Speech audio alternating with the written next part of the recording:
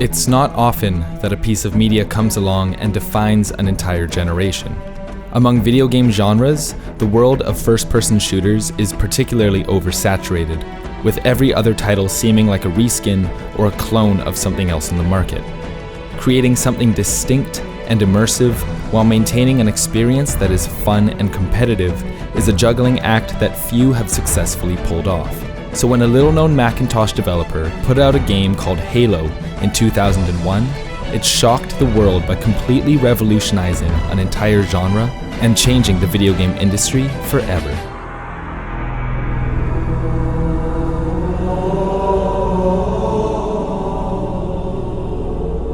Let's go back to 1991.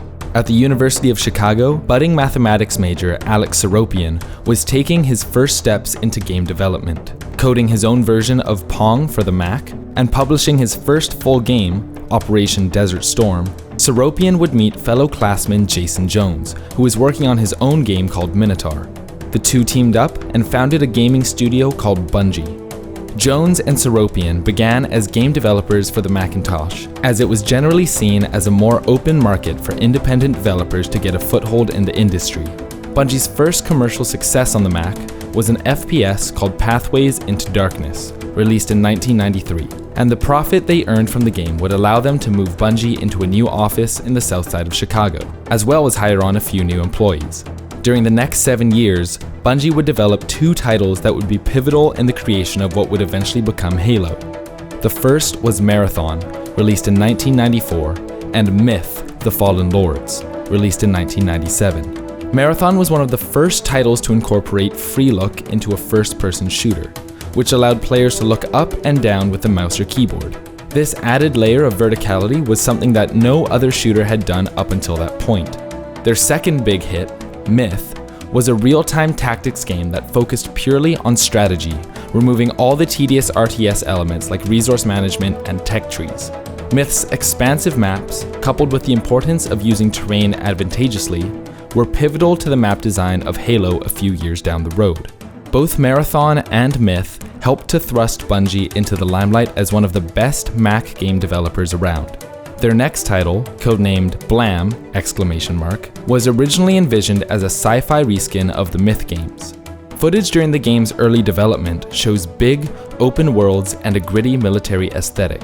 One of the ideas that Bungie had, on top of commanding troops in a typical RTS fashion, was to allow players to control individual units from a third-person perspective. Over time, the developers focused more and more on controlling single units, until they eventually made the switch to developing Blam! Into a third-person shooter. At Macworld 1999, Steve Jobs himself introduced the game, now titled Halo, to the world. We are starting to see some great games come back to the Mac, but this is one of the coolest I've ever seen. This game is going to ship early next year from Bungie, and this is the first time anybody has ever seen it. It's the first time they've debuted it. And so I'm very happy to welcome on the stage Jason Jones, who is the co-founder of Bungie and the Halo project lead. Halo is the name of this game, and we're going to see, for the first time, Halo. Welcome, Jason. Thanks, Steve. Yep. Everything you're about to see is being rendered in real time on a Macintosh using OpenGL. But money troubles during development would force Bungie to cut ties with Apple and move away from the Macintosh. And on June 19th, 2000, Bungie was acquired by Microsoft to develop a flagship game for their first ever console, the Xbox. Now, it may seem normal today, but back in 2001, the idea of playing an FPS on a console was taboo. The main reason for this was the clunky, frustrating feeling of trying to control your character on a controller. There had been attempts to make it work, with games like GoldenEye being the shining example, but for the most part, no one could figure out the formula to make a console shooter feel intuitive. This is where Jamie Griesmer comes in. Jamie was one of the lead designers on Halo, and one of his responsibilities was developing a control scheme that simulated the mouse and keyboard experience as closely as possible, drawing from Marathon's free look mechanic and expanding on the control scheme of Alien Resurrection. Griesmer pioneered and perfected what is now known as the twin-stick controller setup. One stick purely for movement, the other for looking around. But the real reason that Halo found success where others found failure is due to a number of subtle but extremely important features that were added to supplement the new controls. Aim acceleration, increasing the look speed the longer you hold the stick, allowing players to flick to targets with greater accuracy. Snapping, causing the crosshair to reorient towards enemies when aiming near a target. Friction, causing the player's top speed to slow down and the crosshair to stick to enemies when aiming directly at them. And bullet magnetism, making shots bend towards enemies when the reticle covers enough of the target to glow red. These were changes that would go unnoticed by the average player, but they made the game feel unbelievably smooth without making it too easy. Griezmer's control scheme was so intuitive that virtually every console FPS to come out after Halo uses some version of it. Halo 1 made it so that picking up a controller was no longer a downgrade from a mouse and keyboard. It was accessible, and anyone could just pick up and start playing. But intuitive controls are only one piece of the puzzle. The rest is ensuring that even though everything feels good, the player is motivated to keep going. 30 seconds of fun became something of a mantra at Bungie Studios. My design value especially is you start with the player, you work outward through the controls and into kind of that core game loop, and then you build the rest of the game, the story and the structure around it. And so the 30 seconds is that infinitely repeatable chunk of gameplay that is just always fun, and it's deep and kind of unpredictable in a way. And for Halo, that 30 seconds is like one encounter. So it's sneaking up on a bunch of enemies, figuring out who you're gonna attack first, hucking the grenade at the group while you then switch and target the lead or whatever, and then mopping up the rest of the grunts with melee attacks. It's just like that really quick cycle. And then I think people have misinterpreted that as you just do the exact same 30 seconds over and over and over and over and over and over. That's not the intention. What you do is then you take that 30 seconds and you put it in a different mission, and now there's no elite, there's 5 jackals, and you mix it up within that structure, but you have to have that basic 30 seconds first. In its early days, Halo was just an open world where you could drive a Jeep around, shoot stuff, and just mess around with the in-game physics. The developers spent hours upon hours after work just playing the game. Most of the multiplayer features were developed during this early prototyping process, as the team figured out what was enjoyable, what crazy things they could get away with, and what didn't work in a multiplayer setting. The interactions, the gun balance, the flow of the maps, and pacing of the gameplay emerged naturally out of these late-night gaming sessions. By linking Xboxes together and waging war against one another after work, the multiplayer that we know today was slowly taking shape. But Microsoft's deadline for the game was quickly approaching. And just a few months before they were set to ship everything out, Halo's multiplayer was nearly scrapped entirely. The gameplay just wasn't ready. Bungie's team was already pressed for time, and allocating more resources to finish the multiplayer side was nearly impossible. Bungie even had to recall developers from its 2 sister studios in order to get Halo ready for launch. One designer who was brought in from the Phoenix team was Hardy LaBelle, who was put in charge of designing Halo's multiplayer. While most of the team at Bungie were gung-ho with ideas for really cool and unique multiplayer experiences, LaBelle wanted to cut to the core of what would make the game enjoyable. Similar to those after-work LAN parties, LaBelle wanted to focus on a more open-ended experience.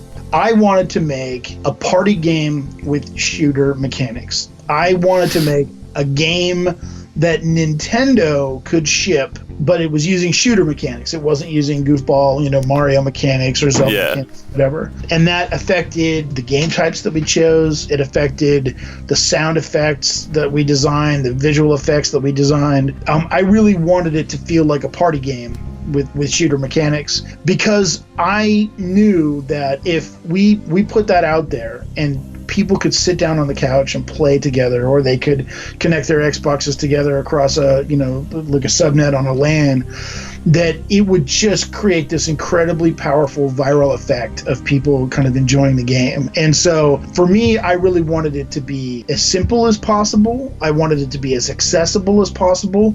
And I wanted it to be as fun and balanced as possible. Thanks to guys like Griezmer and LaBelle, Halo 1's multiplayer was saved with just days to spare, and on November 15th, 2001, Halo Combat Evolved shipped out around the world. When it seems like all is lost. When it feels as if you have no hope. When you are outnumbered, overpowered, and they've got you cornered. That's when you realize your last best hope is you.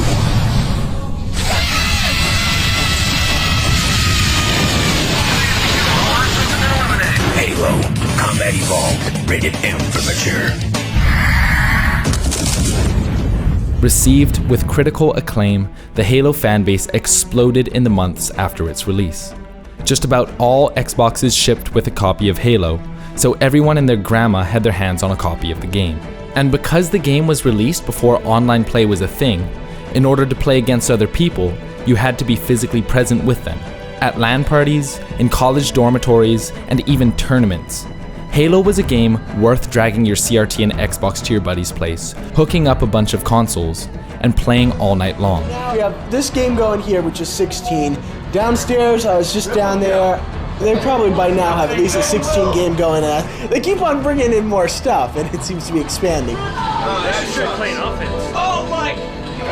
What it comes down to is getting together with people, being able to yell at them, being able to, talk about, oh, it was so great when you killed me with that rocket, I didn't even know it was coming, Shishka's aim is horrible. After the commercial success of Halo Combat Evolved, the air was ripe with anticipation for what Bungie was going to do next. In order to get Halo 1 out in time for the Xbox, Bungie had to cut a lot of material. So when work began on the sequel, a logical starting point was to look at what didn't make it into the first game. This process began with the end of Halo and realizing all the stuff that we had left out.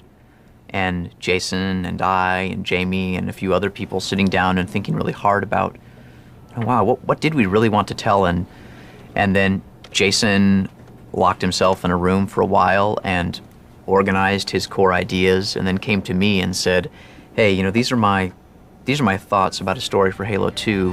What do you think? Bungie had all of these ideas of how they were going to make Halo 2 bigger and better than its predecessor. A brand new engine allowed them to render dynamic lighting and stencil shadows in real time. They were building this expansive and cinematic campaign that would blow Halo 1's out of the water. They wanted to reinvent multiplayer to be something more akin to Halo 5's Warzone, rather than the arena shooter of Halo 1. The ideas were bubbling, but Bungie let themselves get carried away with the hype. The turmoil began in 2002, when both Seropian and Jones departed from the Halo team to work on different projects. This left a skeleton crew in charge of Halo 2, and divisions were forming within the team. There was no real leadership, no real vision, and for a long time, Halo 2 was going nowhere. For most of its development, the game wasn't even playable. The campaign was a buggy mess, the graphics engine wasn't optimized for stable frame rates, and the game was nowhere near where it needed to be. But in September of 2002, Bungie released a teaser that would set expectations almost a little too high. Sir, just wanted it inside our formation. Additional contact. We had a vision in our mind about what Halo 2 would look like, and that vision is really easy to see in the Halo 2 announcement trailer. Stencil shadows on everything, real-time reflections in the Master Chief's visor, this very crisp, well-wrought image. And we thought, well, that's what we're going to show for E3. And when we got to the actual implementation of some of the choices we had made, we realized that it's impossible. And we went around and around on that and other questions for perhaps too long. Many at Bungie felt that because of what they had shown, they now had an obligation to uphold that quality. So at E3 2003, Bungie collectively blew the minds of every Halo fan around the world. The 8-minute gameplay demo featured blockbuster cinematics, a sprawling cityscape, real-time lighting and shadows, dual-wielding weapons, vehicle jacking, and so much more. It was everything that Halo fans could have ever wanted. And it all had to be scrapped. The demo that was showcased at E3 could never be turned into a full game. It was smoke and mirrors. For almost a full year following E3, Bungie had to rework literally everything. The engine had to be torn apart and built from the ground up. All of Bungie's side projects were halted and employees brought on board to help out. The team was working 10, 12, 20 hours without sleep. With such little time to finish the game, they had to cut corners everywhere. In fact, Halo 2's story was originally going to be the entirety of Halo 2 and Halo 3 combined, but there just wasn't enough time to get it done, which directly resulted in Halo 2's infamous cliffhanger ending. But despite all the issues, there's a reason that Halo didn't die with Halo 2. In fact, it flourished. The lead up to Halo 2's launch was absolutely massive. Around the world, lines stretched around the block. Fans donned papier-mâché Master Chief helmets, and the world waited eagerly for the game to be released. And at midnight on November 9th, 2004, Halo 2 shattered entertainment records around the globe. One of the most eagerly awaited video games finally goes on sale. Preparing to rewrite retail history. Video game is expected to have bigger first-day revenues than any movie has ever had an opening day at the box office. Biggest retail launch in entertainment history. Dozens of grown men and probably about 3 women have crawled out of their parents' basements tonight to be first in line to buy the new video game Halo 2. And when the reviews came in, it was clear that Halo wasn't just up to par with its predecessor, it blew past it. Despite the issues during development, Halo 2 was still far and away one of the best releases in recent years. And apart from all of the new and upgraded features that were added, there was one thing that Halo 2 will forever be remembered for. Multiplayer for Halo 2 was really a gigantic thrust for what we wanted to give Halo that we couldn't in Halo 1. Our goal was absolutely to create the virtual couch. Halo 1's multiplayer was done by, 3 or 4 people, tops, in 6 months. Halo 2's multiplayer was a massive investment. According to Max Hoberman, the lead multiplayer designer and man in charge of Xbox Live for Halo 2, quote, "We were playing multiplayer every single day for 2 years while the campaign was in development. And the quality of the work was a direct result of just that constant, hands-on playtesting and iteration. Unlike Halo 1, Halo 2 wasn't a phenomenon just for its split screen and LAN capabilities. It became as big as it did because it was the first game to truly utilize the Xbox's online capabilities. In just seconds, you could find a lobby, talk trash to a bunch of 12-year-olds, and proceed to teabag them all from the comfort of your own home. Halo 2 was the single biggest factor in Xbox Live becoming as big as it is today. In many ways, Halo 2 was the title that was the breakout title for Xbox Live. The Xbox team, we co-developed with them or helped them design and develop what they called the Tsunami feature set, which was a lot of the new live matchmaking multiplayer features. We built our own friends list, which you can now do friends and friends parties in the Xbox Live Dash, but we built it in Halo 2 first. And after the success of Halo 2, the stage was set. Although it was never meant to be a trilogy, Bungie still had a story to tell. They had one of the largest IPs on the market, a fan base foaming at the mouth, and a contract with Microsoft to create a game for their next generation console, the Xbox 360. I am your shield. I am your sword.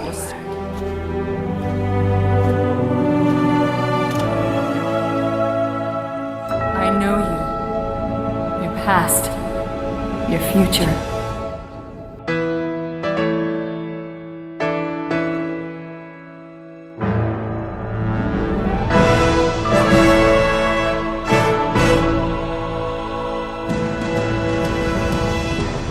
The first thing that Bungie wanted to do with Halo 3 was conclude their story after cutting Halo 2's campaign short. They had spent years building up this expansive universe, drawing from literature like Ian M. Banks' The Culture and Larry Niven's Ringworld, from movies like Star Wars and Ridley Scott's Alien. And in the process, they had come up with a galaxy that was all their own.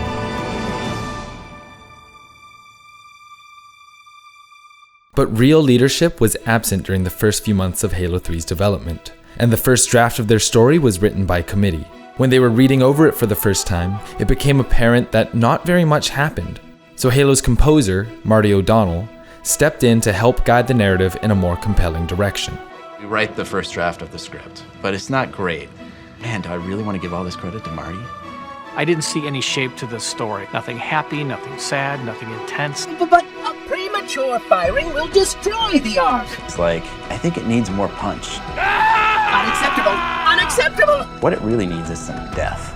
You actually want to get to the point where the player goes, well, wait a minute, I've been this character for 3 games. They can't possibly kill me.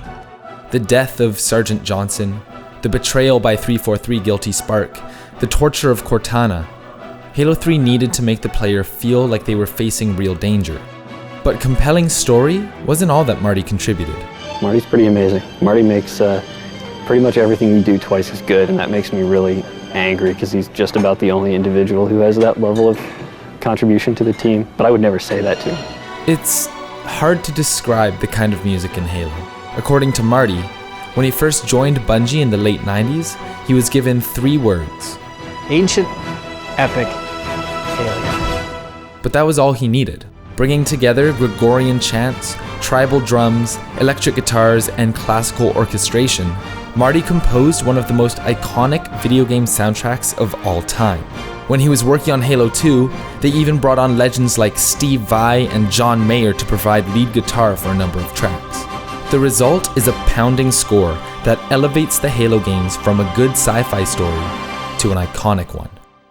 Outside of the games themselves, Halo's story was fleshed out through other media, like graphic novels, books, animated shorts, and brilliant ad campaigns. Leading up to the release of Halo 3, Microsoft spent $40 million on advertisements.